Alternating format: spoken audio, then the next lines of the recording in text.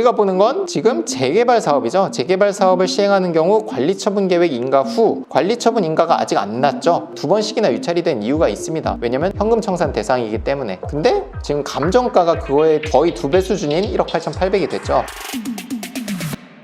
안녕하세요, 경자인입니다. 오늘 또 여러분들과 재밌는 이제 경매 물건으로 한번 살펴보려고 하는데, 현재 진행 중인 물건이고 재개발과 관련된 물건입니다. 재개발 지역으로 묶인 빌라 다세대 주택이 경매로 나와서 여러분들께 소개시켜 드리려고 합니다. 일단 제 컴퓨터 화면을 보시면서 이게 재개발 지역에 있는 다세대 주택을 낙찰 받았을 때 과연 분양권이 나올 것인가, 조합원이 될 수 있을 것인가에 대해서 어떻게 판별하는지 심플하게 설명을 한번 드려보도록 하겠습니다.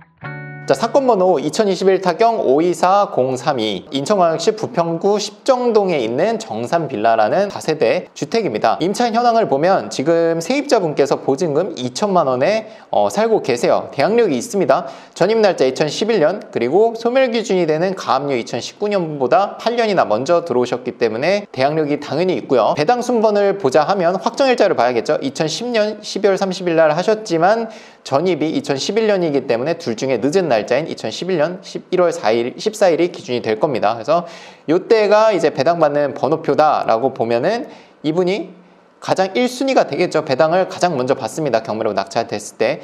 그럼 우리가 생각하기에 2천만 원 이상만 입찰을 하면 이 사람은 돈을 다 받겠구나 라고 생각을 하실 수 있지만, 당해세가 있습니다. 세금 체납은 우리가 금액을 알 수 없는 것뿐만 아니라 살고 있는 세입자분보다 돈을 먼저 배당을 받아가죠. 하지만 이 물건의 금액은 9천만 원, 1억이 넘어가는 물건이기 때문에 이 압류, 교통행정과에서 날라온 이 압류가 과연 7천만 원 이상의 체납이 돼 있을 것인가. 비록 2년 이상이 지나긴 했지만 사실 교통 관련한 세금으로 뭔가 7천만 원 이상의 세금 체납이 되기는 쉽지는 않겠죠. 그래서 저라면은 이 권리관계만 봐서는 이게 하자가 있어 보이진 않습니다. 왜냐면 우리가 입찰을 어쨌든 9천만 원 이상에 해야 되는데 이게 7천만 원 이상만 아니면 되거든요. 일단은 우리가 보는 관점은 이게 재개발 물건으로 접근을 하는 거기 때문에 이게 안전하다고 생각을 하고 진행을 해보겠습니다. 외관상으로 보면은 이렇게 흔하게 볼 수 있는 90년대에 지어진 다세대 주택입니다. 근데 건물 관리가 상당히 좀 잘 돼 있는 것 같아요. 이렇게 앞에 청소도 좀 잘 돼 있고, 주출입구에 있는 유리창, 여기 현관문도 깨끗합니다. 1층에 있는 104호가 경매 물건지가 되겠고요. 여기 보면은 방 2개, 화장실 하나 구조가 되겠습니다. 여러분들이 이 물건을 보시면서 시세가 얼마고 감정가가 얼마고 지금 방값으로 떨어졌네 이런 거보다는 과연 이걸 받았을 때 내가 재개발의 수혜를 받을 수 있을 것인가 라고 궁금하실 겁니다. 일단 결론부터 말씀드리면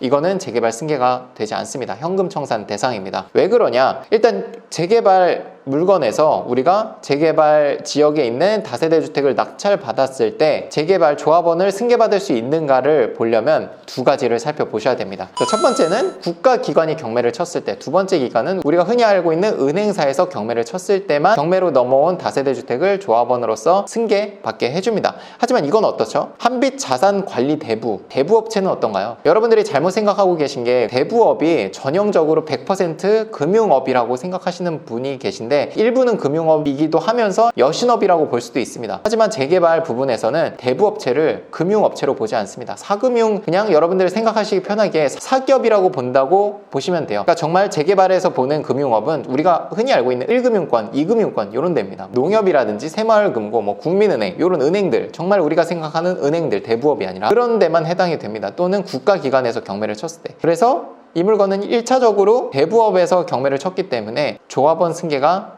되지 않습니다. 자, 두 번째 조건은, 이거는 지금 현재 인천광역시는 비규제이기 때문에 상관없긴 한데, 만약에 규제 지역에 똑같은 물건이 나왔다라고 하면 하나 더 살펴보셔야 됩니다. 도시 및 주거환경정비법 39조에 따르면 여기 2항에 뭐라고 나와 있냐면 투기과열지구, 하지만 인천은 지금 투기과열지구가 아니죠. 서울시가 해당될 겁니다. 서울시 분당, 과천 이런데 투기과열지구로 지정된 지역에서 재건축 사업을 시행하는 경우에는 조합 설립 인가 이후, 재개발 사업을 시행하는 경우에는 관리처분 인가 후. 그러니까 지금 우리가 보는 거는 재건축 사업이 아니라 재개발 사업이죠. 그러면 재개발 사업은 관리처분 계획 인가 후 관리처분 계획 인가 후에 나온 경매 사건, 그러니까 이 이후에는 경매로 나오든 뭐로 나오든 조합원 승계를 받을 수 없다라고 나온 겁니다. 1항에도 불구하고 조합원이 될 수 없다라고 나오죠. 예외적인 경우도 있는데 이거는 한번 여기 여러분들이 보셔서 읽어보시면 될 것 같고요. 그럼 우리가 지금 보는 게 어디까지 재개발이 진행이 됐는지 궁금하시죠? 저는 리치고라는 사이트를 이용을 합니다. 우리 집이 지금 보시면 알록달록 공원으로부터 좌측으로 한 블럭, 두 블럭 옆에 있는 정산빌라입니다. 10.4구역을 이렇게 치시면 이렇게 나옵니다. 어디까지 진행이 됐는지, 시공산 어딘지, 규모가 얼마나 되는지도 나옵니다. 10.4구역에 지금 우리 보면 알록달록 공원 옆에 정산빌라가 이렇게 빨간색으로 포함이 돼 있죠. 10.4구역으로 현재 묶여 있습니다. 여러분들이 재개발 사업에 대해서 궁금하시면 여기 제가 봤을 때 리치고에서 가장 정확하게 나온 것 같아요. 진행사항 한번 볼게요.